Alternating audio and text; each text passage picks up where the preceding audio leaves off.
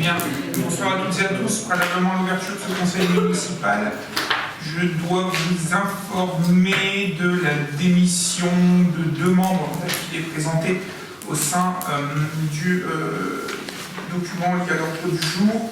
Donc, par courrier, tous les deux du 21 mars, M. Jean-Pierre Pech, conseiller municipal, nous a fait savoir qu'il souhaitait démissionner de ses fonctions pour des raisons de santé.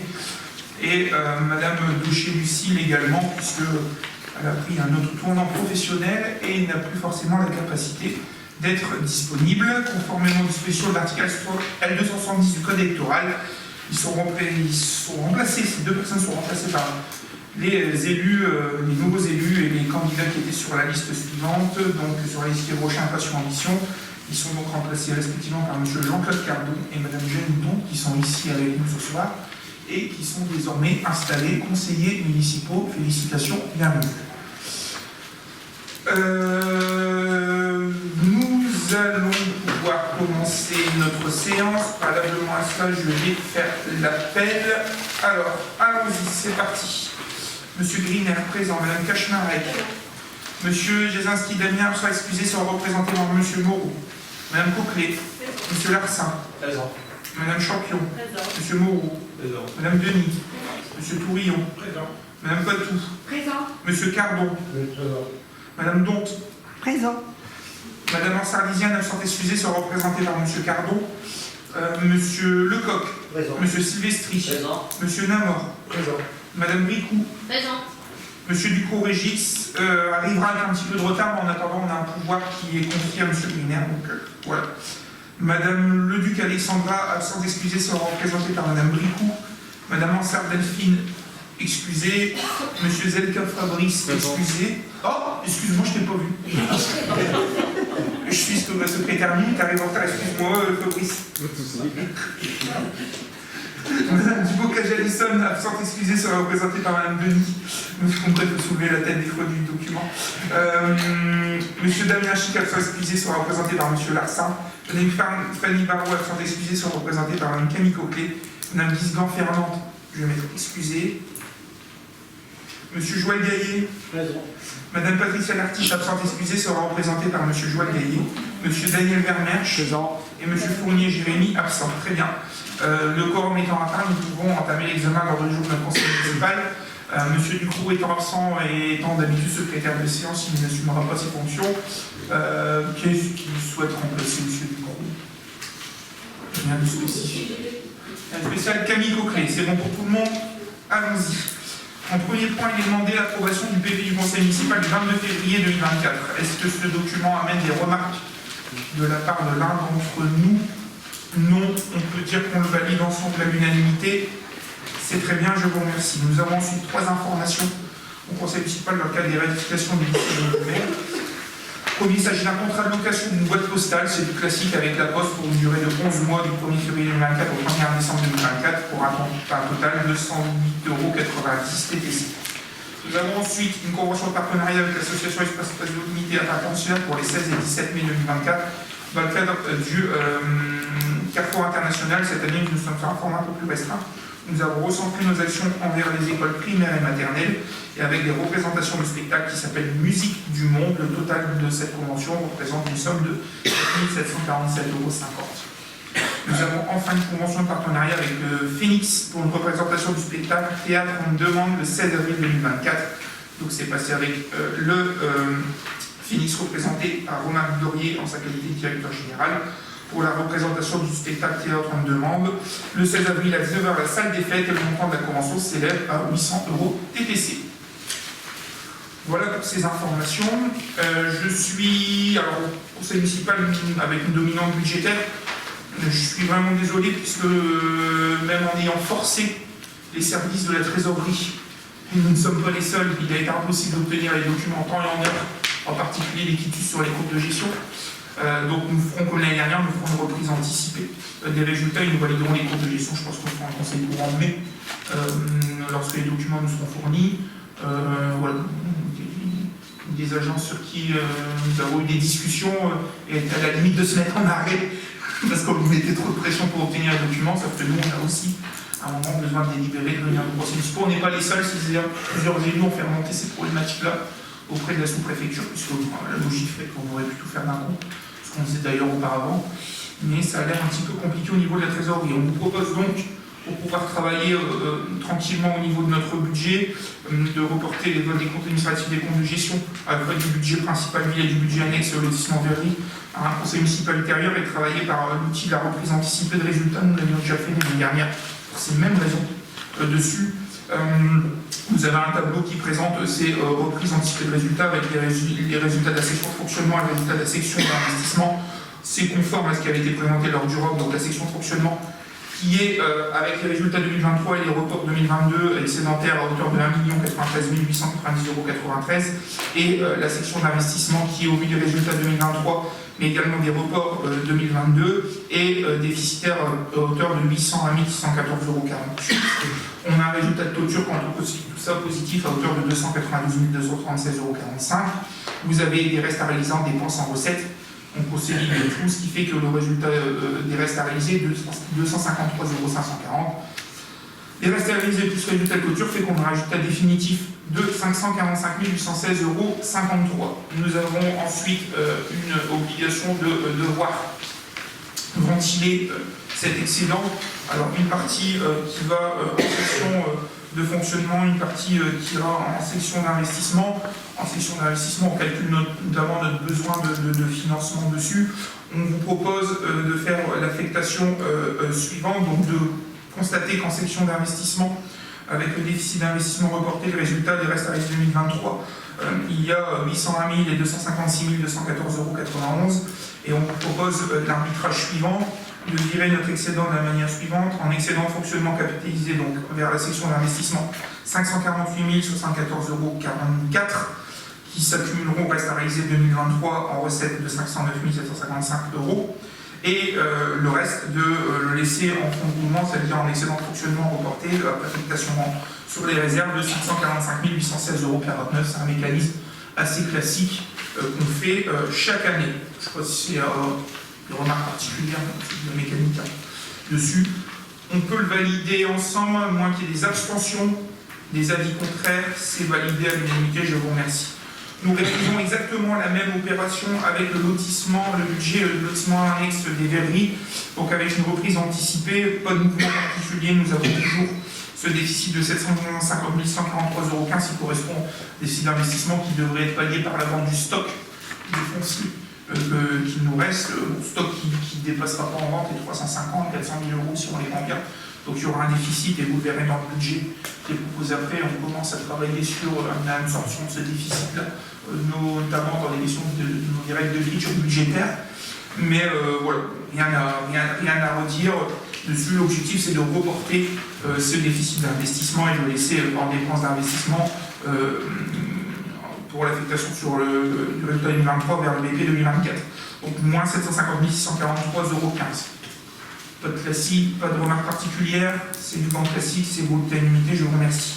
Vous avez ensuite un état d'information, l'état annuel des indemnités des élus, mais également des remboursements de frais qui auraient pu avoir en plus lié à des déplacements, des frais kilométriques, des choses comme celle-là.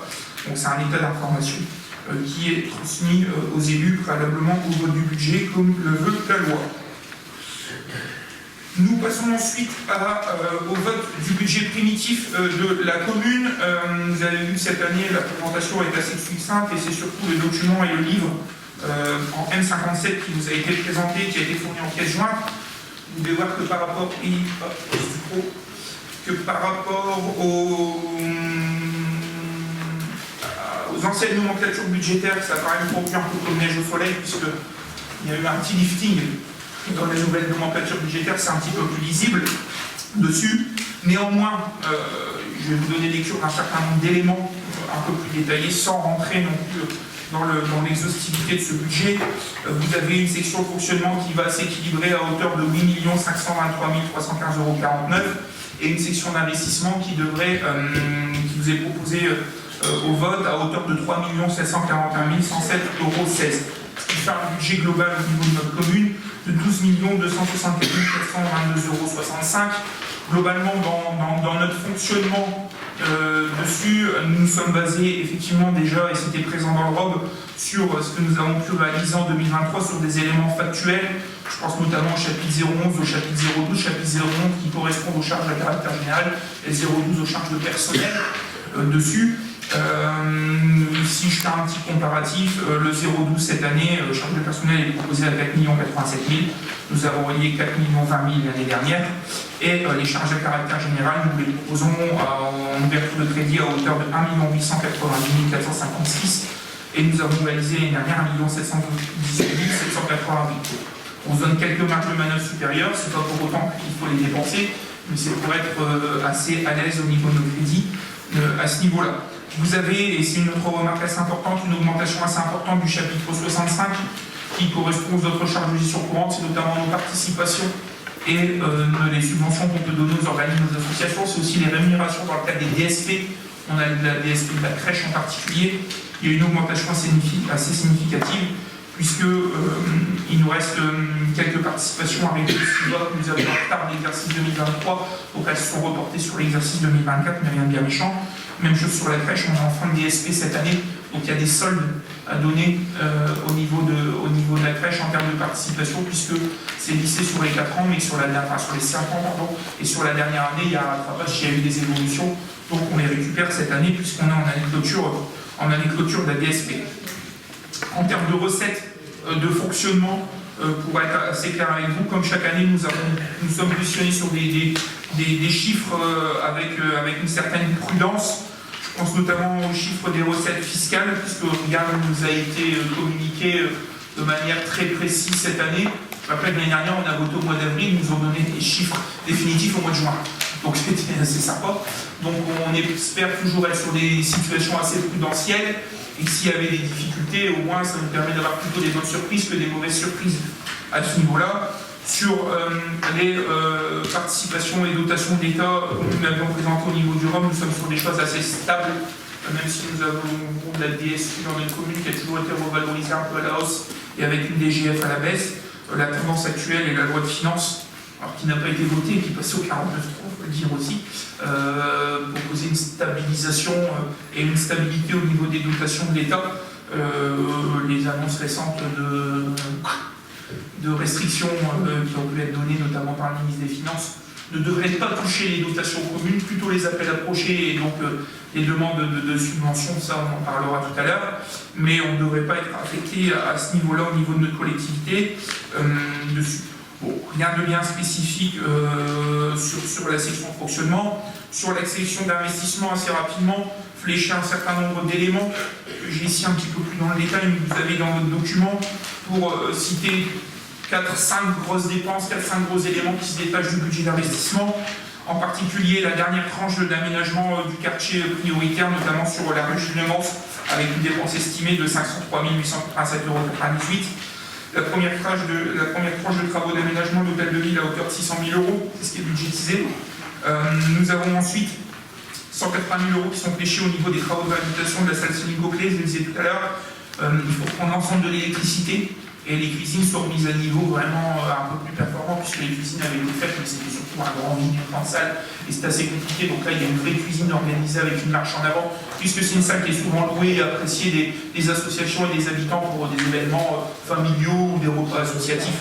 Donc il fallait qu'on mette le paquet sur cette cuisine-là. Vous avez des travaux au niveau de l'espace petite enfance, c'est la dernière tranche avec des travaux qui avancent bien, donc pour l'espace 3-6 ans, et les aménagements extérieurs. Tranche optionnelle comprise à hauteur de 329 000 €.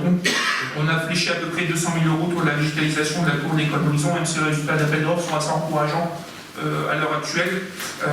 Et on en profitera, puisqu'on a découvert qu'on avait des problématiques, pas que là, mais au centre Louis-Hénoch, de rejet des eaux usées de nos bâtiments, puisque nos bâtiments n'étaient pas reliés dans le bon tuyau.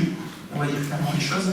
Donc on rejetait nos eaux usées dans les réseaux d'eau pluviale, donc en rivière potentiellement, ce qui nous aurait valu des gros problèmes s'il y avait des contrôles à l'époque. Et on a exactement le même problème sur une partie l'école Jean-Marie Brison, donc on va profiter de ces travaux de végétalisation, d'avoir une boîte de VRD qui soit sur place pour réaliser ce component et qu'on soit tranquille sur ces deux bâtiments-là. Vous avez un solde de DSP crèche à hauteur de 60 370 €. Je le disais tout à l'heure, il y a le volet fonctionnement, mais il y a le volet investissement. C'était un DSP avec affermage. Donc, souvenez-vous, le preneur de la DSP a réalisé les travaux de la crèche à son compte et nous, chaque année, nous donnons de l'anticipation sur le temps de la DSP qui vient couvrir les montants qu'il a engagés pour les travaux, puisque les bâtiments restent des bâtiments municipaux. Donc c'est normal qu'à un moment qu'il met les travaux, c'est ce qu'on lui a demandé, mais que ce soit la ville qui les finance en dehors des subventions qu'il a pu obtenir, c'est tout à fait normal aussi, puisque ça fait partie de notre actif dessus. Vous avez 189 000 € qui sont fléchés au niveau de l'épicerie sociale et solidaire aussi.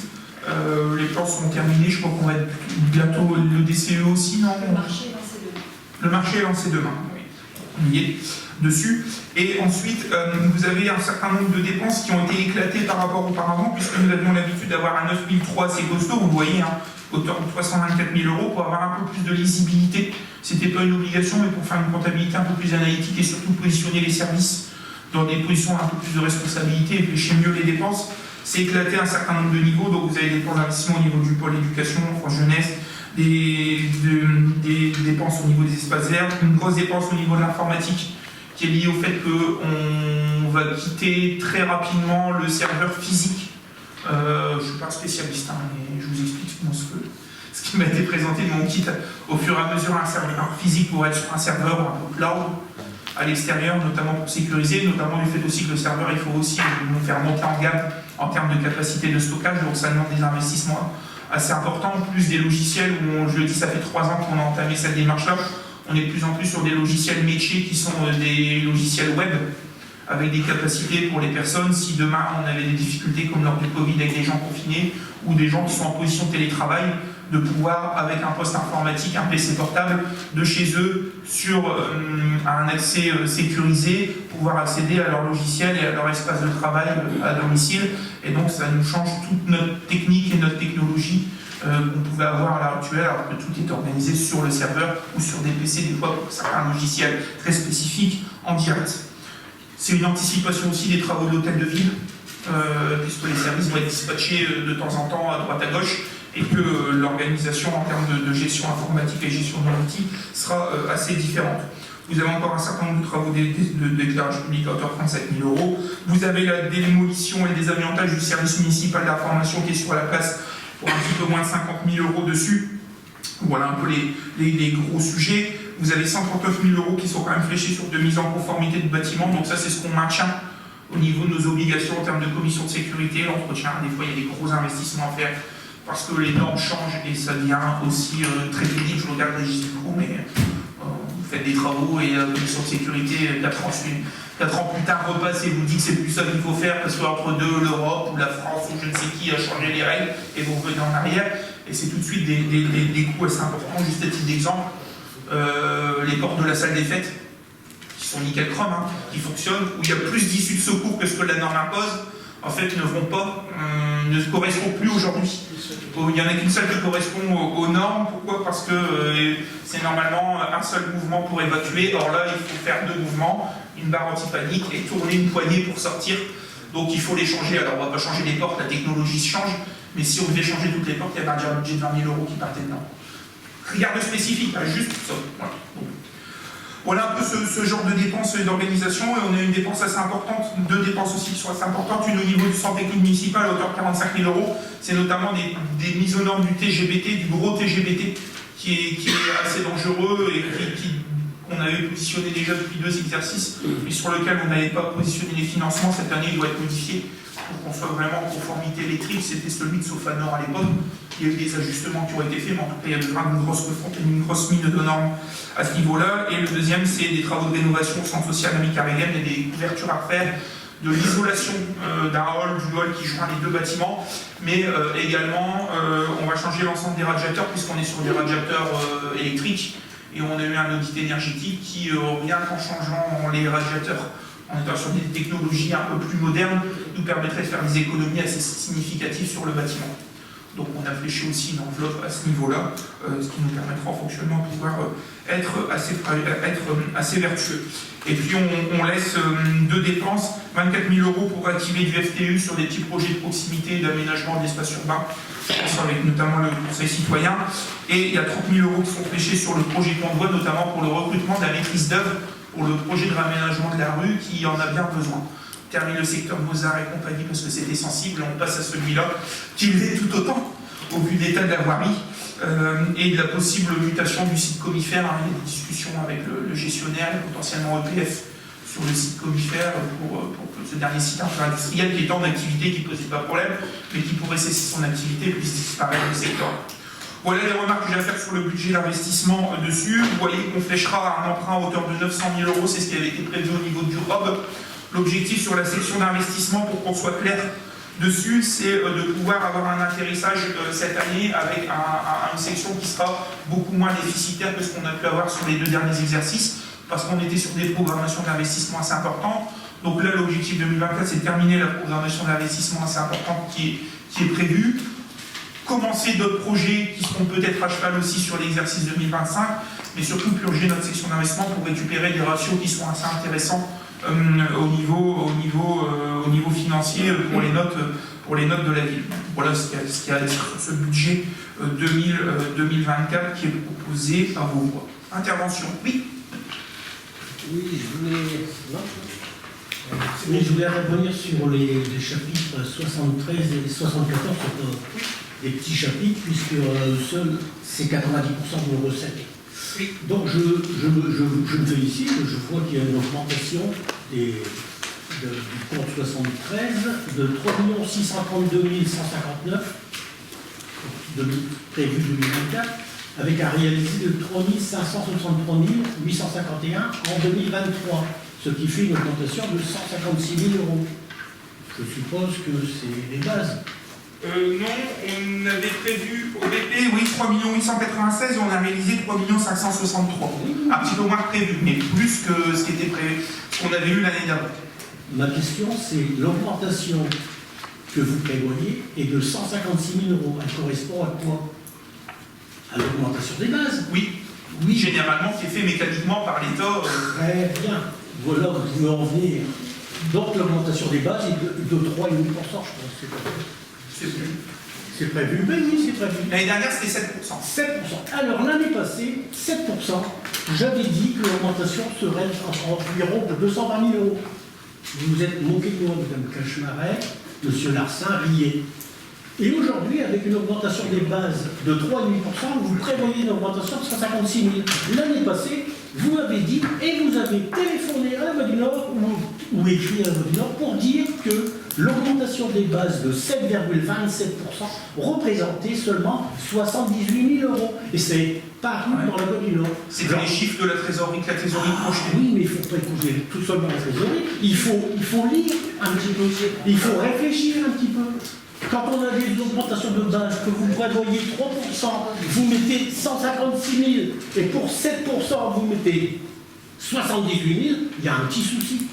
Il y a un petit souci, monsieur le maire. Non, vous ne trouvez pas? Si, on a juste lu et on a réfléchi, on a rattrapé la réalité, puisqu'on est sorti de Randis de l'année dernière, puisque ça avait été mal calculé. Pour cette année, on le repose et on le réajuste comme il faut. Et bien justement, parlons-en.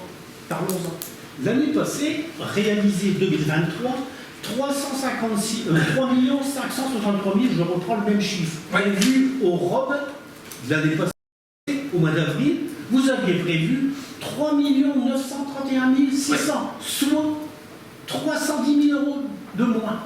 Au ROB 2024, pas un mot. Je lis, je reprends, pas un mot.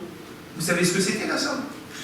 Les 270 000 €, c'était une somme que la trésorerie avait fléchée en nous disant que c'était la taxe de redevance sur les résidences secondaires. Alors on leur expliquait que sur les résidences secondaires sur la commune, on en avait 4 ou 5 et qu'ils étaient certainement très loin dans leur calcul. Non mais sérieux, voilà. Non, mais j'ai regardé vos bases sur les résidences secondaires, elles sont quand même, elles vont rapporter quand même 15 000 €, je crois. Mais ça c'est ce qui est projeté. C'est projeté, mais vos projections sont fausses. Mais nous nous positionnons sur des projections que la trésorerie peut nous communiquer, puisque c'est elle qui collecte l'impôt. On lui propose, nous, ce qu'on va proposer en termes de taux, on va voter après, et eux font une projection en fonction des informations remontantes qui peuvent disposer à la fois sur du foncier, à la fois des fois sur la taxe d'aménagement, qui peuvent nous communiquer, en section en recette de section d'investissement, sur la taxe d'aménagement, mais également sur la taxe des résidences secondaires. L'année dernière, c'était la première année où ils mettaient en place. Et nous, on leur a dit, attendez, vous êtes un peu à côté de la plaque, ils prévoyaient 240 ou 270 000 €. Enfin voilà, c'est pas le Touquet, on n'est pas dans une ville où il y a des résidences secondaires, des touristiques ou quoi que ce soit. Mais il nous a dit non, vous mettez ça sur votre budget, vous verrez, ça ira et ça se passera bien. Monsieur Vénet, si vous prenez réalisé 2022, j'ai pas pris le 2022, il y a 3,8 millions. Le 2023, il y a 3,5 millions. Le 3,8 millions, il n'y avait pas les résidences secondaires. Non. Ben alors, comment ça se fait qu'on passe de 3,8 millions à 310 000 euros au moins? Ah, vous savez pas? Alors, on a détruit les maisons, parce que, à ce que je sache, c'est les bases, c'est les maisons. Hein. Ouais. Les maisons, elles sont aussi bâties, hein, il y a que ça, hein, comme base. On n'a rien d'autre, enfin. Non. Vous êtes bien d'accord avec moi? Alors après, je vois au chapitre 74, je me dis, tiens, il a augmenté de 222 000 euros. Ben, c'est bien. Et je me dis, ils vont en reparler, en Europe. Ben non. Voilà. Le chapitre 74, il passe de 3,6 millions à 3 823 000. Pas un mot. Vos collègues n'ont rien remarqué du tout. Parce que là, Madame Cachemaret et M. Larsin nous donnent une coup de la tête. Ils se moquent de moi. Monsieur Gaillard, on se rire. Je ne sais pas, vous riez, la dernière fois vous êtes moqué de moi. En avril 2023. Vous en souvenez pas, moi je m'en souviens. Monsieur Griner, c'est même permis. Monsieur Griner, c'est même permis de téléphoner à la Voie du Nord pour dire à Monsieur Gallier, il se trompe, l'augmentation des bases c'est 78 000 euros. C'est dans la Voie du Nord du mois d'avril. Je n'ai pas appelé la Voie du Nord. Enfin, J'en sais rien, mais faut que je sors mon historique de téléphone. Ah ben regardez le mois d'avril. Je n'appelle pas forcément souvent la Voie du Nord d'ailleurs. Eh ben, je ne sais pas qui a marqué ça, mais la Voie du Nord, le seul commentaire du ROB 2023, c'est rien de spécial, je reprends mon terme, sauf que l'augmentation des bases nous fait gagner 78 000 euros. C'était la projection. C'était la projection qui était communiquée, puisque nous, les chiffres qu'on récolte à la fois sur les dotations et les impôts, on va voter des taux. L'État vote des bases qui augmentent, qui diminuent. Généralement, elles vont plutôt en augmentant. Soit. On se propose, on les envoie à la trésorerie pour avoir une projection. Et la trésorerie nous propose une projection en disant voilà, à taux constant, si vous voulez les taux, comme on va faire juste après, ce qu'on va proposer, avec l'augmentation des bases, potentiellement, voilà la recette que ça vous apporte. Et c'est le chiffre qu'on vient proposer dans le BP. Et qu'on met dans le ROB, parce que des fois on l'a au moment du ROB, pour être logique. Et puis il s'avère qu'en cours d'année, je l'ai dit tout à l'heure, le montant des dotations, on l'a connu définitivement l'année dernière, au mois de mai ou au mois de juin. Il a fallu faire même une DL pour réajuster, parce que finalement, même en étant pessimiste, on avait mis un petit peu de trop exactement la même chose avec les impôts. Les remarques, et je suis certain que si je retrouve les conseils l'année dernière, j'étais intervenu sur les recettes liées à la taxe sur les résidences secondaires, où il y a des gens qui avaient des abattements auparavant, ça n'existait plus. Les services à trésorerie nous avaient envoyé une projection à 240 ou 270. On leur a dit c'est pas possible, ça n'existe pas. Enfin voilà, c'est pas une volumétrie. Mettez ça, vous verrez après. On l'a mis, on l'a proposé. Moi je suis garant, je propose un budget. Je le mets en fonction des paramètres qui me sont communiqués, je ne les maîtrise pas. Et puis après, la trésorerie dit bah effectivement vous aviez raison, vous avez peut-être plafonné, on a peut-être nous tapé un peu trop. Ben, on l'avait dit par rapport, il faudra faire une DM. Finalement, on a eu moins de recettes que prévu. Donc les deltas que vous avez sont là. Mais non, il y a des gens. non, ils ne sont pas là, monsieur le maire. Mais non, 7%, vous dites que ça représente, que ça va rapporter à la commune 78 000 euros. Non seulement vous le dites ici, vous êtes de bonne foi, et vous le redites même aux journalistes. Bah, qui était ici, hein, qui a pris l'info ici, il a pas. Ah, mais j'en sais rien, Il devait être ici, hein, il n'était pas là. Il n'était pas là. Il n'y avait pas de journaliste. Et M. Ducrot n'était pas là non plus. Parce que je vois qu'il lève sa main. M. Ducrot n'était pas là. Au Rob. l'année dernière. Non, au Rob, il n'était pas là. Vous pouvez regarder. Au Rob avril. Vous voulez que je sorte le truc? Ouais, sur cette année. Ouais. Ah, Non, c'est pas ça. On est en budget, on est pas en Attendez. Il fallait venir la semaine dernière, mais il y a 2 semaines. on parle du budget là. Non, on parle mais du non, on parle de Rome. On parle de Rome depuis tout à l'heure. On est en budget, on n'est pas en Rome. Voilà. Le Rob, J'avais quelqu'un au Rome, monsieur. j'ai pris le commentaire du Rob. Non. Ce que je relève là n'est pas écrit. C'était vous le secrétaire. Eh ben, là, il faudra l'écrire. C'est tout. Non, mais Donc, la conclusion là-dedans, c'est quoi? C'est quoi? Il n'y a pas assez d'argent, il y a trop d'argent, c'est Non, la conclusion, c'est que les prévisions, l'augmentation des bases, 3,5%, vous prévoyez 156 000 euros. C'est pas vous qui le faites. c'est normal. De plus qu'avant. 7% plus 3%, tout le monde se plus. C'est normal, c'est proportionnel. Non, mais on va pas pouvoir s'en battre. Allez, les maths, arrêtez de vous battre avec des maths. Non, mais- C'est quoi? C'est dire que l'estimation. Enfin, l'estimation que vous avez faite l'année passée est complètement erronée. Voilà ce que je vous dis. Et cette année, vous prévoyez 3,5% sur l'ensemble des bases, ça représente 156 000 euros. C'est à peu près ça. L'année passée, nous avions 7% de base en plus. Qu'est-ce que j'ai expliqué depuis tout à l'heure? Que les chiffres que nous avons proposés au BP à l'époque étaient des chiffres qui étaient envoyés par la trésorerie en fonction de ce que nous allions voter sur les taux, en prenant en compte les 7% d'augmentation de base. La trésorerie nous dit, voilà la volumétrie, on la prend, on la met. Et deuxième paramètre, sur la taxe sur les résidences secondaires, voilà les informations, comment vous allez la voter, on la vote de cette manière-là, etc. Ok, voilà la projection qu'on vous fait, vous l'inscrivez. Et le résultat est que, sur les 7,5% qui étaient 7,1, je crois, c'était ça.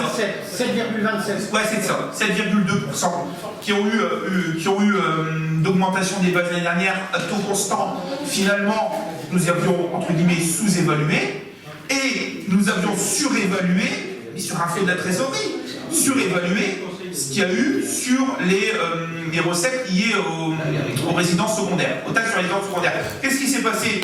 C'est qu'au conseil suivant, au mois de juin, quand on a eu les informations, en juillet, je ne sais plus quand est-ce qu'il y a eu le conseil, des informations actualisées de la part de la trésorerie, on a ajusté nos recettes fiscales. Elles ont diminué inéluctablement. Alors elles ont augmenté grâce aux 7,5% qui avaient été sous-évalués, et elles ont fortement diminué à cause des résidences secondaires. Et l'un dans l'autre, vous avez le résultat que vous avez 2023 au compte administratif. Voilà. Maintenant, la dernière question, c'est la dotation est augmentée de 222 000 euros. C'est du quoi? Dotation, subvention. Je n'ai pas regardé dans le détail si ça venait de la DSU ou de la DGF. Je ne sais pas, je vous pose la question, j'ai pas d'a priori, je vous pose la question. J'ai pas le détail non plus.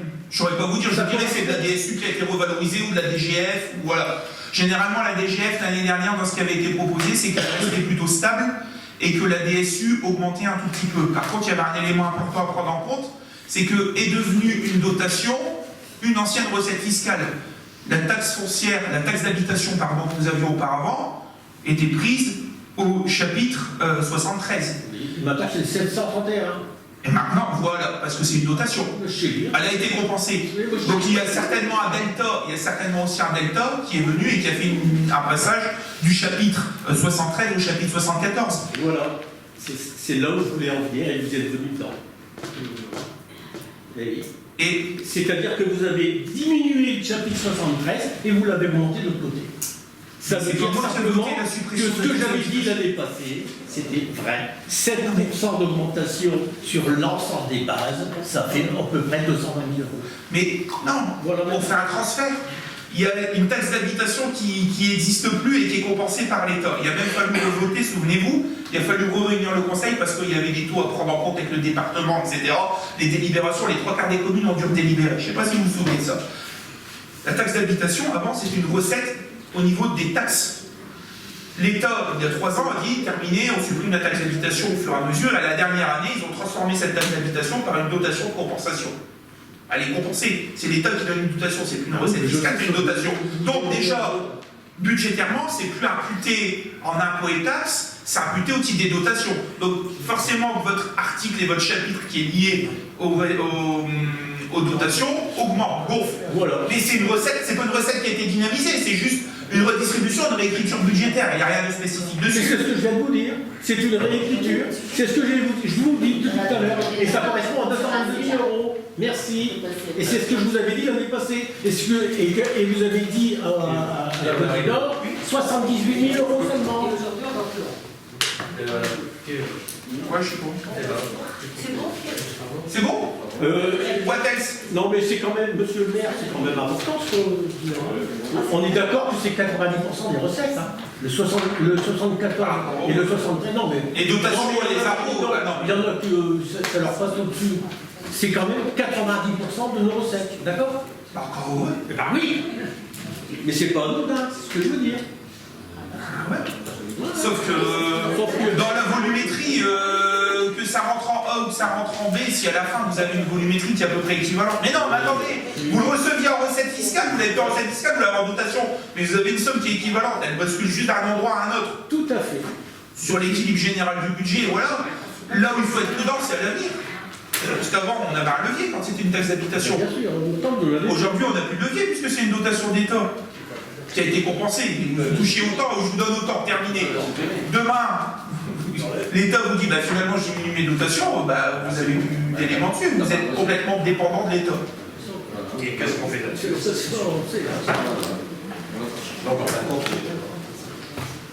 Ok. Voilà sur cette présentation. Je ne sais pas s'il y a d'autres remarques particulières. Non.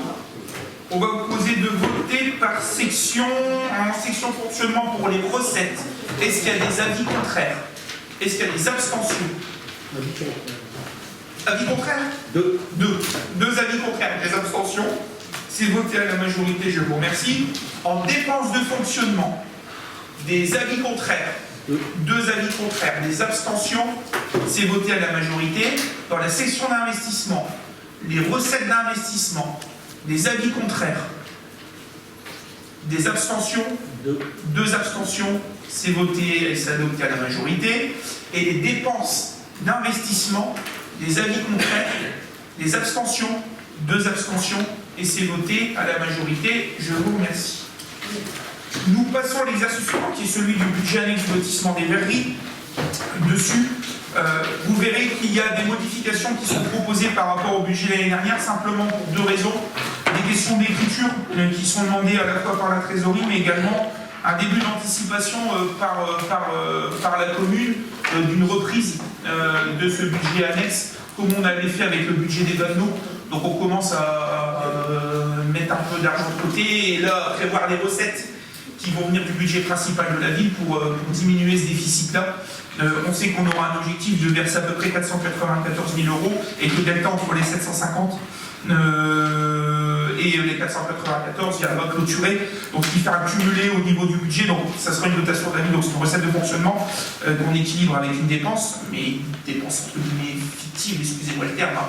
Dessus c'est pour l'obligation de l'équilibre, donc à hauteur de 494 118 073 €, et en investissement on reste sur le stock général qu'on a de foncier, qui est évalué, il ne voit pas ça, mais en tout cas c'est la somme qui budgétairement correspond et est inscrite au budget à hauteur de 750 643,15 €, ce qui fait un total de 1 245 261,88 €, équilibrant dépenses et en recettes.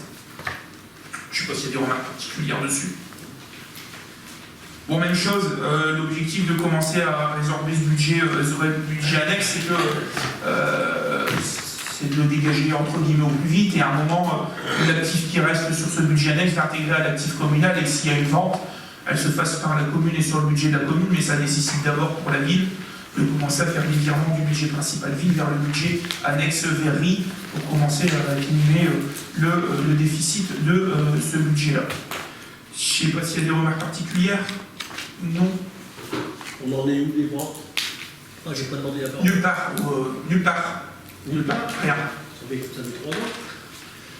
3 ans. Non, ça fait plus que ça. Oui, non. Les dernières ventes, elles sont de 2012-2013. Non, les dernières ventes sont de 2012-2013. Donc voilà. Après, si vous avez des recettes miracles, dites-le moi. Il y a toujours un appart, je sais pas. Le terrain est pollué juste. Il y a longtemps que je ne crois plus au miracle. Comment? Il y a longtemps que je ne crois plus au miracle. Ouais. Non, mais il y a une logique économique. À un moment, vous avez un porteur de projet qui, premièrement, s'est pris à racheton économiquement et a dit je retire mes billes. Et deuxièmement, qui, lorsque, comme tous les acteurs qu'on a eu qui étaient intéressés, fait des études de sol complémentaires, malgré le fait de monter des dossiers à l'ADEME, je regarde Madame Directrice Générale, on a monté des dossiers à l'ADEME avec des financements possibles, et finalement, on vous dit non, je vais sur de la terre en betterave, c'est plus facile, ça me coûte moins cher. Bon, ça va se calmer avec le ZAN, ça va faire des cas de fer, un de ces quatre. Mais voilà la situation. Voilà sur le budget annexe des verreries. Pas de remarques particulières. Est-ce qu'il y a. Alors, on vote même chose par section.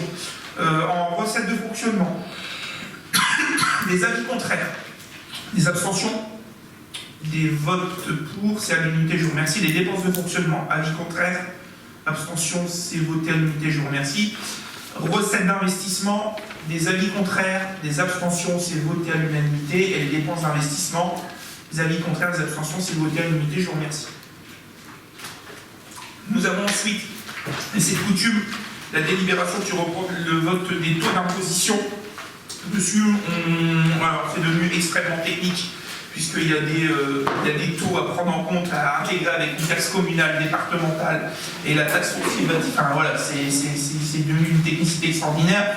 Ce qu'il faut simplement retenir dessus, c'est qu'on maintient le même niveau de taux, donc taux 2024 pour la taxe communale départementale, pour la taxe foncière bâtie. Sur le bâti, on a 59,24, sur le non bâti 94,13, et sur la taxe d'habitation, donc la nouvelle taxe complémentaire, 25,39. Ce qui représenterait 59 000 euros. Normalement. Oui, c'est ça. Ben, Est-ce qu'il y a des remarques particulières? et avec des bases de 218 000 euros.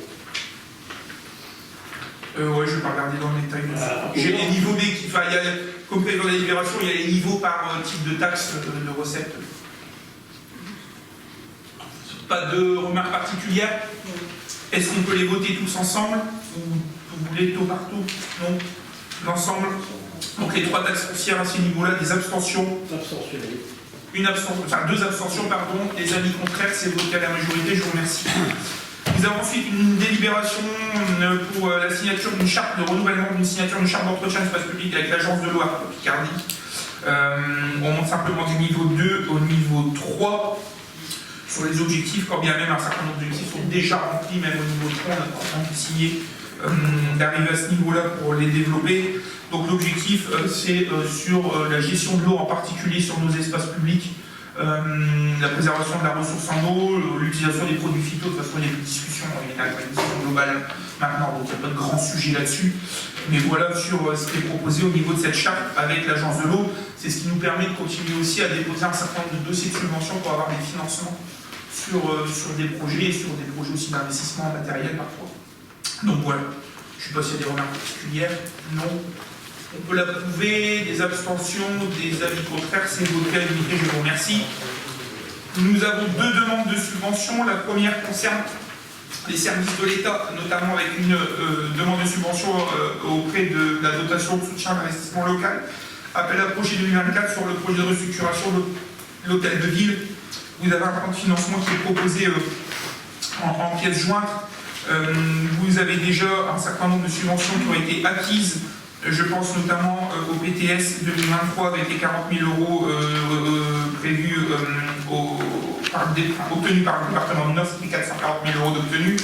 Nous avions une DETR à hauteur de 142 290 et nous sollicitons un ZIL au niveau maximum. Généralement, on n'y arrive pas, mais on demande toujours le niveau maximum à hauteur de 255 650 euros, ce qui représente 20% des dépenses éligibles hors taxe. Je ne sais pas si ça amène des remarques particulières. Pas de remarques particulières. Y a-t-il des abstentions? Des votes contre. Des votes contre, deux votes contre, des avis contraires, c'est voté à la majorité, je vous remercie. Nous avons une deuxième demande de subvention au titre des projets territoriaux structurants au niveau du département du Nord. C'est plutôt un renouvellement de demande de subvention puisque c'est des appels à projets qui sont lancés tous les 2 ans et il y a une priorisation. Donc l'année dernière, nous avions déposé le dossier. Le premier pour l'hôtel de ville, je vous l'ai dit, nous avons obtenu 440 000. Nous avons déposé un deuxième dossier qui était la mise en place d'une trame verte urbaine du centre-ville vernonel avec un certain nombre de projets repris dedans. Je pense notamment à la végétalisation de la cour de l'école prison, l'aménagement et l'utilisation d'un délaissé urbain vernonel, c'est l'espace qui sera mis à l'arrière après démolition du service arco et la construction de quelques maisons sur le secteur, avec une part pour la ville, une part au niveau de Nord-Seine dans le cadre de la concession d'aménagement. Le raménagement de la circulation, le raménagement de la rue qu'on voit avec notamment un grand objectif de désimperméabilisation et de la mise en place de voies douces sur ce secteur-là, et un projet de réaménagement et de végétalisation de la place projet Salambro. L'ensemble de ces projets représentent, parce qu'on pas sur un an, mais on dépose un gros projet global parce qu'ils ont une logique d'aménagement dessus. Ça représente un total d'investissement de 3 248 480 euros hors taxe. Et on sollicite les PTS à hauteur de 1 299 392. On a déjà sollicité la CABM, on a sollicité déjà du Front Vert. Potentiellement, c'est des sommes qui n'ont pas encore été arrêtées, mais qui ont été plus ou moins transmises par les services de l'État. C'est ce que nous pourrions attendre. L'agence de l'eau, c'est de l'estimation. Le ZIC, c'est d'estimation aussi, même si on a une enveloppe arrêtée et qu'on est plutôt libre dessus, il n'y a pas de grosse difficulté. Il restera à solliciter, monter les dossiers pour la région, je crois. Mais ce sera pour le prochain conseil municipal. Et c'est ça qui va diminuer l'autofinancement ville et peut-être le recours au ZIC. Voilà ce qui vous est proposé. On peut solliciter 40%, on sollicite le maximum, ce qui nous mènerait, si on obtient ce maximum, à un petit chouïa en dessous d'1 300 000 €. Je ne sais pas s'il y a des remarques particulières. La subvention pour Buison, c'est combien? C'est-à-dire, la participation qu'on peut avoir, c'est 40%? on a du ZIC-CAVM, on a du fonds vert et on a demandé, je ne sais plus quoi, de l'agence de l'eau encore. Et après, la part de financement, on peut avoir une part de financement avec un prêt spécifique. Et il y a une partie de PTS qui est dedans ici. Alors, je ne sais pas, sur la je crois qu'on va faire. Avoir plus, non? On peut pas aller au-delà. On est à 80% de financement. Ouais, je pense qu'on sera au 80. Ouais. Je pense qu'on sera au 80 sur le maximum possible. Et s'il y a un solde un petit peu à fond de ville, on vous disait tout à l'heure, dans les emprunts qu'on va chercher, on a un emprunt à 900, mais des fois il y a un emprunt à 150, il y a un emprunt spécifique avec un taux zéro, parce que c'est des projets vertueux, quoi que ce soit, c'est les 900 000, c'est pas un seul emprunt, une seule contractualité, soit des fois plusieurs emprunts, et qu'on va flécher en fonction des projets. Donc même s'il y a un fonds de ville, il y aura l'autofinancement ville, il sera fait par recours à un emprunt, mais avec un taux zéro et de longue durée. Généralement, on fait ça avec la Caisse des dépôts sur le volet biodiversité, donc voilà. Mais pour l'instant, on est encore sur à part le Zicaglo dessus, l'agence de l'eau, où on est à peu près sûr, c'est sur le fond vert et sur le PTS, où on est dans les plus grandes interrogations pour l'instant pour l'école Jean-Marie Brisson, mais je pense qu'on sera au maximum. Pas de remarques particulières. On peut passer au vote. Y a-t-il des abstentions? Des avis contraires? C'est voté à l'unanimité, je vous remercie. Nous avons ensuite toute une série de subventions aux associations de la commune qui seront, je vais vous proposer tout de suite de voter une première partie. La première partie, c'est une participation, une subvention à hauteur de 40 €. Nous l'avons mis en place l'année dernière. C'est des associations qui ont l'usage exclusif de leurs locaux. Quand je dis exclusif, c'est qu'arrivé qu'une fois dans l'année, il y a un événement que la ville puisse prendre les locaux, mais en tout cas, elles gèrent vraiment, c'est elles qui passent leur temps au maximum dans ces locaux-là, et nous leur avons proposé pour l'entretien de leurs locaux, puisqu'il n'y a pas forcément de dames de service de la commune qui passe, de leur donner une somme à hauteur de 40 € pour qu'ils puissent se fournir les produits d'entretien nécessaires. Je rappelle, on avait l'option de leur dire, bon, on vous fournit des produits d'entretien, sauf que si demain il y a un accident avec un produit d'entretien qu'on leur a fourni, ou qu'ils ont un accident avec un autre produit, mais qui se disent, mais non, c'est un produit que la ville a fourni alors qu'on ne l'a pas fourni, on pourra engager notre responsabilité. Donc là, on leur donne une somme très spécifique, à eux de gérer cette somme et de gérer leurs produits, leur donner leur savon noir, enfin, tout ce qu'ils veulent, j'en sais rien, mais pour faire leur cocotte interne. Donc vous avez un certain nombre d'associations qui sont fléchées et qui ont une subvention à hauteur de 40 €. On va le voter tout de suite, si ça ne vous dérange pas, on sera tranquille, il n'y a pas de discussion particulière. Y a-t-il des abstentions, des avis contraires? C'est voté à l'unité, je vous remercie. Vous en avez ensuite un tableau qui est repris, qui est préparé. Alors deux options, soit on les vote, je laisse Patrice et on passe association par association et on les vote structure par structure, soit vous nous dites, vous avez des remarques tout de suite, où il y a des gens qui se retirent par rapport au fait qu'ils soient dans une association ou une autre, et on fait une globalité pour éviter d'avoir la liste à la Prévert ou quoi que ce soit. Je ne sais pas s'il y a des remarques particulières, en sachant qu'il y a quelques associations sur lesquelles on va revenir ensuite. Je pense aux associations qui ont des projets liés à la politique de la ville, qui ont du PIC, qui ont des projets contre la ville, je pense au centre social, le PIC, je pense à la SF, enfin voilà, qui sont support. On attend les retours, dernière validation de la programmation 2024, et généralement c'est des associations où on vient valider, on vient conventionner pour le conseil de juin-juillet, si on est trop au mois de mai, on est trop au mois de mai, en tout cas ça fonctionne comme ça. Peut-être noter juste deux choses, Patrice, à moins que tu aies un mot à rajouter.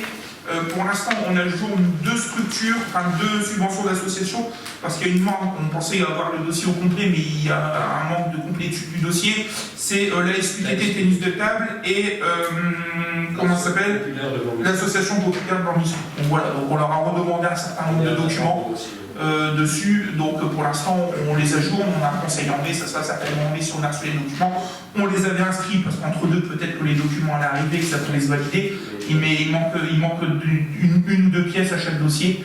Malgré les relances, c'est pas encore arrivé, donc pour l'instant, on les ajoute. Sinon, sur le reste, je ne sais pas s'il y a des remarques particulières des uns des autres. Est-ce qu'on peut vous voter tout d'un coup? Pas de difficulté. Est-ce qu'il y a des gens dans les conseils d'administration, des conflits d'intérêts ou je ne sais quoi? Plus personne? Le conseil d'administration, le bureau. C'est le bureau. Non mais même au bureau aussi. Dans le bureau, c'est le conseil d'administration. Le CA, le bureau. La totale. On ne peut pas. C'est le bureau qui va être pour votre poste. Bon, Faites ce que vous voulez, moi généralement, Bah, je je vote prends pas quand les même. seniors, Voilà. les seniors, on les vote pas. Donc pour les seniors, Et Corinne Janine non plus. Janine non plus. Patrice non plus et Corinne non plus. Ok. Donc là. Pompier, non. Enfin, Non, mais je regarde les uns les autres. Jean-Claude, t'es plus dans le comité des secours populaires. Ok. Non, mais après, je regarde le tour s'il y a pas de nom. Et Camille, toi, pour le. Alors, oui, Je peux partir du CE et prends tes dispositions quand même. Il y a une subvention un peu spécifique, vous pourriez me poser des questions. La guilde médiévale et fantastique avec une subvention importante. Simplement, on a fléché la programmation culturelle de la fête médiévale, donc ce ne sera pas tous les ans, ce sera une année sur deux, mais on y est, à cette association-là, pour deux raisons. Premièrement, on avait des bénévoles qui souhaitaient ça en 2 minutes, on le voit après. On a des bénévoles, mais que vous sachiez quand même, il y a des bénévoles qui voulaient s'engager, et comme c'était organisé par la nuit, c'était toujours un peu litigieux en termes de couverture ou quoi que ce soit. Donc là, en format associatif, ils sont dans l'assaut et ils peuvent s'investir, il n'y a pas de problème. Le deuxième sujet, c'est pour aller chercher des cofinancements. Je pense notamment à l'ancienne métropole ou des structures comme le département. Ils demandent qu'il y ait un partenariat, que ce ne soit pas un portage uniquement par une commune et par un service culturel, mais qu'il y ait un partenariat avec une association et une structure dessus. Donc le fait de pouvoir le mettre en place, certainement pas sur cette édition-ci, parce qu'il faut déjà une édition précédente, enfin voilà, il y a tout un protocole et des règles à respecter. En tout cas, la mettre en route avec une convention de partenariat et bosser ensemble sur le sujet, ça permettra pour une prochaine édition de pouvoir le travailler et d'aller chercher des financements extérieurs avec des structures comme la métropole. Alors on avait déjà la région n'est pas trop embêtante dessus. Le département, ça allait encore aussi, mais en tout cas, on avait des difficultés.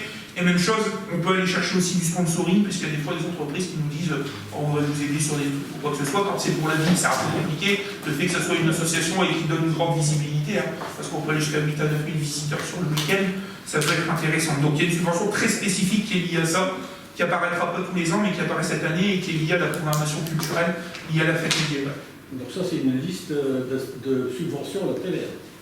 Non, sinon, si je reprends tout. Non, mais celle-là, c'est une liste de subventions à la Prévert. Pourquoi? Parce que tout à l'heure, vous avez dit on va pas faire une liste à la Prévert. Ah mais non, mais la liste à la Prévert, c'est Patrice qui est là. La numéro 2, c'est celle-là. La numéro 3, c'est celle-là. Non. Ça, c'est pas une liste à la Prévert.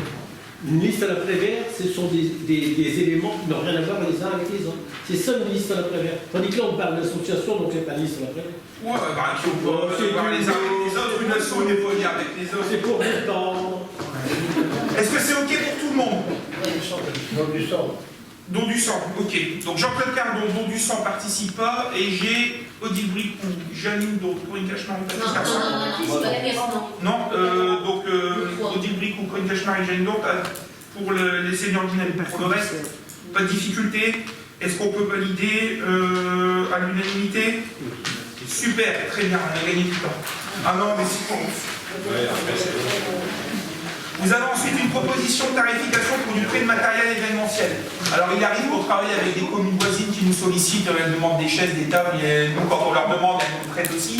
Sauf que des fois on a du gros matériel qui a sollicité un investissement assez lourd et que l'investissement que la commune a réalisé, elle l'a réalisé sur ses propres deniers et on se rend compte que des fois notre ville ne réalise pas ces investissements-là ou n'ont pas les moyens aussi, on peut le comprendre, et nous sollicite assez souvent pour ce matériel. Donc l'objectif, ça a été de flécher 2 gros matériels, je sais pas, par la suite on ne fléchera pas d'autres, mais 2 gros matériels qui ont un coût important et qui peuvent être souvent sollicités.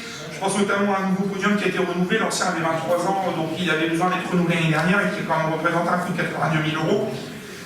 Et un deuxième matériel qui était l'achat d'un parquet qui avait été acheté en 2020, mais on l'avait mal, il avait été utilisé une fois lors du Balcuviac, et ensuite il y a eu le Covid, donc pendant 2 ans il a été mis de côté. Donc c'est 2 sommes importantes, et il s'avère que des fois des collectivités voisines nous les sollicitent, donc l'objectif c'est de pouvoir leur mettre à disposition, mais pour nous aussi amortir, et au vu du coût que ça représente, leur mettre un coût de location, et je pense aussi un coût de supervision et de livraison. Je pense notamment pour le podium, le tarif est présenté tel quel, parce que le podium il faut le tirer avec un camion, il faut un permis spécifique, et c'est nos agents qui le montent, qui le démontent. Alors ça prend 25 minutes, 25-30 minutes maximum, mais on va faire payer le forfait à la commune qui nous sollicite pour que les agents, nous, ça ne coûte rien, parce qu'on va payer nos agents. Donc vous avez des propositions de tarifs qui sont des tarifs aussi raisonnables. Là, on a regardé ce qui se faisait pour location sur le privé. On n'est pas forcément toujours allé au même niveau parce qu'on n'a pas intérêt à aller chercher des bénéfices ou quoi que ce soit, mais du moins faire un coup qui fait rentrer quelques recettes dans les caisses de la ville. Donc pour le parquet, on met 500 € TTC pour la location du parquet par jour de location. On comprend le jour de montage et de démontage. Hein. On va dire que vous me dites, moi je prends le parquet, mais moi c'est le dimanche. On ne facture pas que le dimanche, c'est installé du vendredi, on facture le vendredi, samedi, dimanche, et on démonte le lundi, donc 4 jours. Et on met un forfait de 200 € TTC pour la supervision du montage et du démontage par un agent de la ville, puisque c'est fragile, il peut y avoir des choses qui cassent. Donc on préfère avoir un agent qui soit sur place, en plus des agents de la commune qui le demandent. Ensuite, vous avez pour le podium la location à hauteur de 1500 € TTC du podium par jour de location. Et après, vous avez deux tarifs, un tarif de 300 € pour les frais de livraison, installation, démontage, reprise hors samedi, dimanche ou jour férié, et 500 € parce qu'on sera en heure payé de manière un peu plus importante si des agents devaient se déplacer un jour férié, un dimanche ou un samedi spécifiquement. Donc on a augmenté un petit peu le forfait et ça c'est pas négociable. Donc l'objectif c'est que sur la base de ces tarifs-là, si vous êtes d'accord pour les voter, quand nous sommes sollicités, nous puissions établir un devis auprès des communes qui nous sollicitent, et après elles l'acceptent ou elles l'acceptent pas, mais du moins d'avoir la possibilité de pouvoir leur facturer sur ces dépenses-là. C'est sous forme de régie? Non, c'est un devis. Non, il y a un tarif et il y a un devis spécifique. On est mis à mandat une facture. Et qui va le rédiger? C'est nous, le service financier. Ah non, c'est le service financier. C'est-à-dire que quelqu'un nous écrit, la ville Tartampion nous dit j'ai besoin du podium pour le 16 et le 17 juillet. Bon bah ok, ça tombe, il est disponible, nous on n'en a pas besoin. Bon bah voilà, ça coûte autant, il y a 2 jours, il y a un forfait de montage, il y a un forfait de démontage, il y a un dimanche, il y a un jour, c'est samedi et dimanche, bah, le forfait de montage c'est 500 €, 500 € de montage démontage, il y a 2 jours de location, ça fait 2 fois 1500 €, ça fait 3500 €, vous faites le devis, vous êtes ok, bah, ils font le bon de commande, et puis nous derrière on émet une facture, c'est comme ça que ça fonctionne. C'est centralisé ici, et après au service technique de s'organiser pour la logistique, quoi, mais voilà. Et la facturation, c'est ici. Ah oui, c'est la ville qui facture tout en interne au service financier. Pas de poids de mesure. Ah non, non, non. Quelle que soit la commune. Ah non, il n'y a pas. Non, sur ce matériel-là, non. Pas de problème. Autant sur des matériels, bah, des fois, telle ville, elle nous prête 10 barrières, elle nous demande 10 barrières au Biran. Mais là, on est sur des gros matériels, il faut quand même des gros assez importants, donc on arrive à les récupérer là-dessus. Ouais. Est-ce que c'est bon pour vous? Y a-t-il des avis contraires? Des abstentions? Je vous remercie, c'est voté à l'unanimité. La délibération suivante, qui était le retrait de la libération, l'annulation de vente à M. Boudada est modifiée. On va vous proposer de faire une confirmation de vente en fait dans les mêmes termes. Pourquoi? Parce que monsieur s'est manifesté auprès à la fois de notre notaire, mais aussi auprès de notre service en disant qu'il était toujours intéressé par le terrain, qu'il y avait juste un décalage pour une question de financement. Je n'entrerai pas dans les détails. Donc on va vous proposer non pas d'annuler la vente, mais de maintenir la vente au même prix dans les mêmes conditions. Par contre, de mettre une date butoir de signature à 3 mois après délibération, c'est-à-dire au plus tard pour le 4 juillet 2024. Ce qui n'était pas le cas auparavant, on n'avait pas de date butoir. Mais les autres délibérations de M. Boudada, c'était pas aussi ça ou c'était... Non, il y avait un changement, c'était plus l'un, c'était l'autre. C'était mon frère, c'était l'autre frère. Ça fait la troisième fois. Oui, exactement. C'était un des frères et il a dit je le prends plus, c'est mon autre frère qui a acheté. Dans les mêmes conditions, ça n'avait rien changé et là ça tardait. Donc on a dit quand c'est comme ça, bah, on fait une annulation. Et puis dès que j'ai une annulation, généralement les gens se manifestent en disant bah, soit ils se manifestent pas, ils sont plus intéressés, soit ils se manifestent et s'y manifester, mais on met une date butoir de signature au 4 juillet.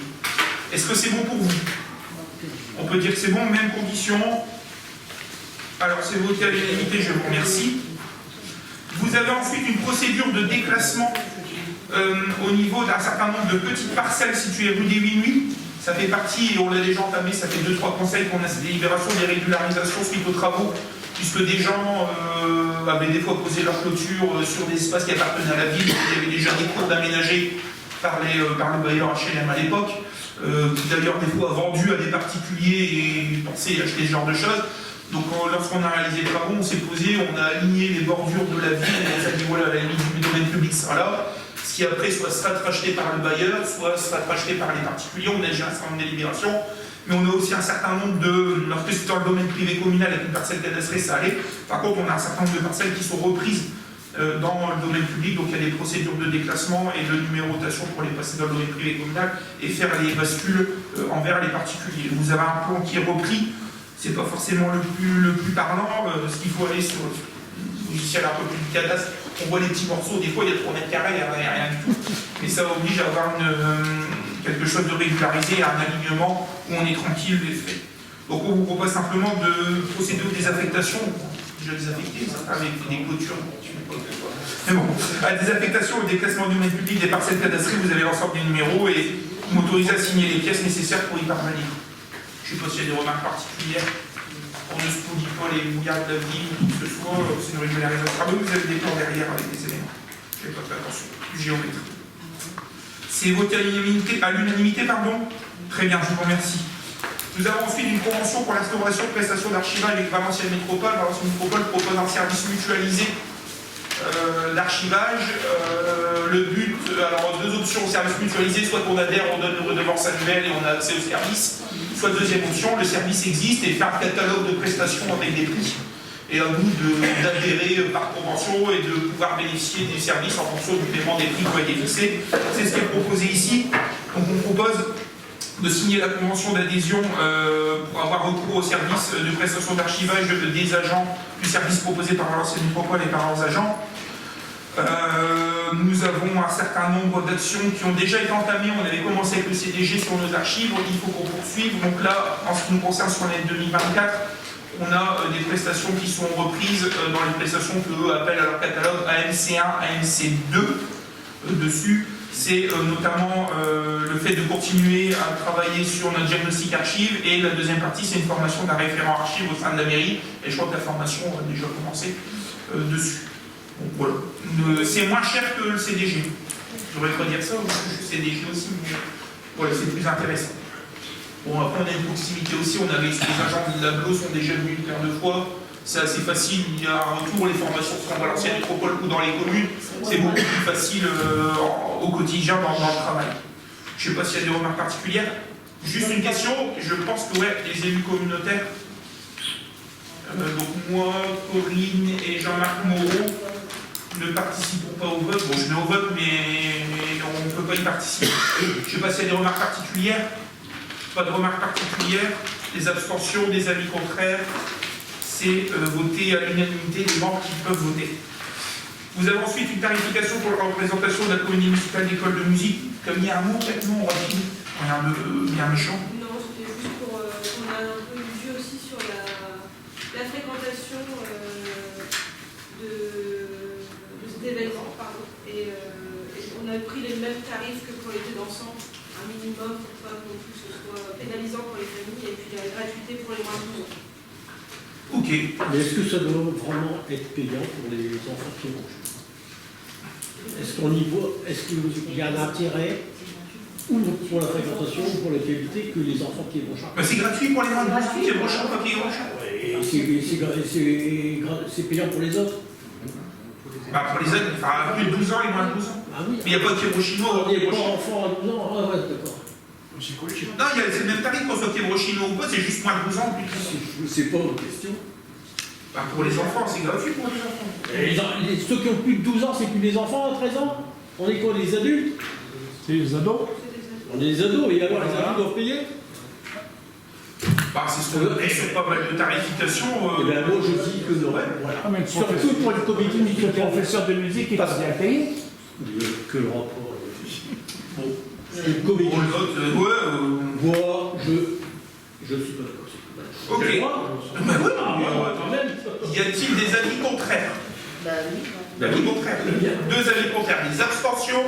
C'est voté à la majorité, je vous remercie. Et nous avons une dernière délibération de principe, qui est la mise en place d'un montant de remboursement qui sera facturé aux personnes qui sera interpellées en état d'ivresse publique manifeste, notamment pour prendre en charge les frais de transport, les frais de rédaction de procédure par la police, puisque bah, voilà, c'est du temps à passer pour des choses qui sont normalement qui doivent être gérées autrement. Donc en plus de la verbalisation, la commune viendra ajouter un titre à hauteur de 135 € pour couvrir les frais qui ont été engagés pour la prise en charge des personnes en IPM pour les premiers. C'est ça pour le ZIP, c'est un milliardaire. Bah, c'est bien. Voilà. Je ne sais pas s'il y a des remarques particulières, des abstentions, avis contraires, c'est voté à l'unanimité, je vous remercie.